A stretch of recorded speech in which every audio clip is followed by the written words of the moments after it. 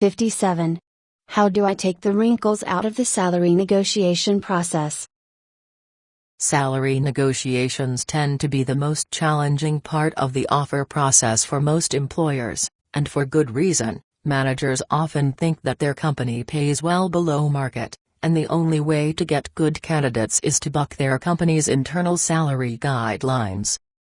If you pay peanuts, you'll get monkeys goes their all too common line of logic. Unfortunately, managers may place themselves at odds with their own organizations when it comes time to land the candidate they want. Candidates, of course, often see salary negotiation as the ultimate swing factor in accepting or rejecting an offer because they believe that the salary offer represents their perceived value to the organization. That's fine, but most candidates don't understand how salary offers are made. They have no idea that internal equity considerations will force you, the prospective employer, to slot their salary offer between other existing employees on the team. They don't know what budget considerations you're under, even if you're over budget for the year. Consequently, they can get hung up on $5,000 and reason that, if your company is so stingy that $5,000 makes a difference, maybe you're not the right company to join in the first place. With candidates and your own managers sometimes against you, it's no wonder that salary negotiations are the most misunderstood portion of the selection process. It's also little wonder that they're saved for the end of the selection process. Tell me more. Salary negotiations actually begin with the first phone call and continue throughout the interview process. You are responsible for pre-closing candidates on their salary expectations from the first telephone screening or in-person interview. If your company has a set salary cap for a particular position, share that with candidates up front. Depending on the years of experience you're looking for, your offer may be fairly low for an experienced candidate in your part of the country. Therefore, when you receive resumes and leave messages for candidates who have submitted their resumes, state up front that you like the applicant's background and would be happy to meet with her, but the salary will max out at $30,000. If that's a go, you can set up a meeting. What about situations where you've got a salary cap of $85,000 for a director of finance position, and a candidate includes in her cover letter that she's currently earning $90,000 plus a bonus? The letter doesn't stipulate her desired salary range, and you don't know whether the candidate would consider $85,000 or is looking for $105,000. Again, the best way to handle it is to be upfront about the matter during the screening phone call. Sarah, I see that you're currently earning $90,000 plus bonus. I'd like to invite you in to come and speak with us, but our position is budgeted at $85,000 without bonus.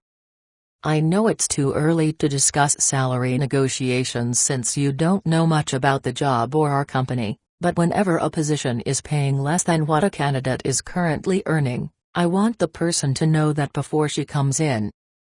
This way everything is above board, and no one's time is wasted.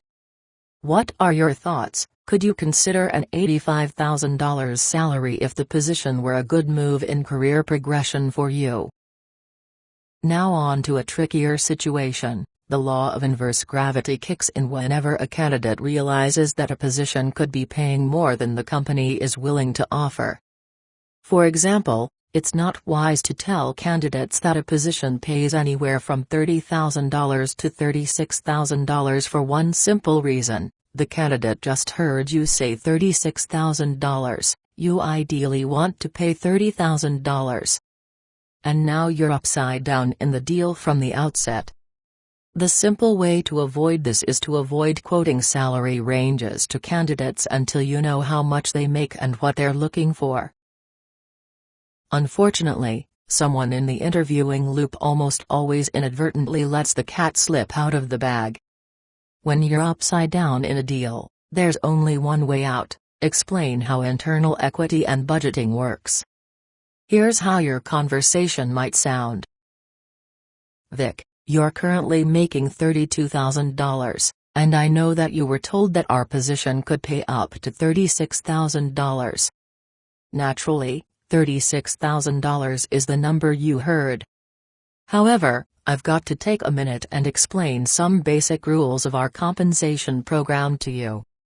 I never want a candidate to think the company is being cheap about a salary offer. Naturally, we want to give as much as we can to motivate people to join our company.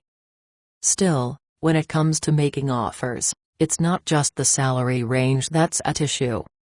It's also a matter of what we call internal equity. We can't know up front how much experience a particular candidate will bring to the table. However, once we've identified a finalist, we've got to slot that person's years of experience and particular skills and education to those of the existing employees in the department. We obviously wouldn't want to pay a new hire more than what we're paying our existing staff members. As a result, we make a determination as to where to slot the candidate should that person accept our offer. We've looked at your years of experience and determined that the fairest offer to make you would be at $33,000.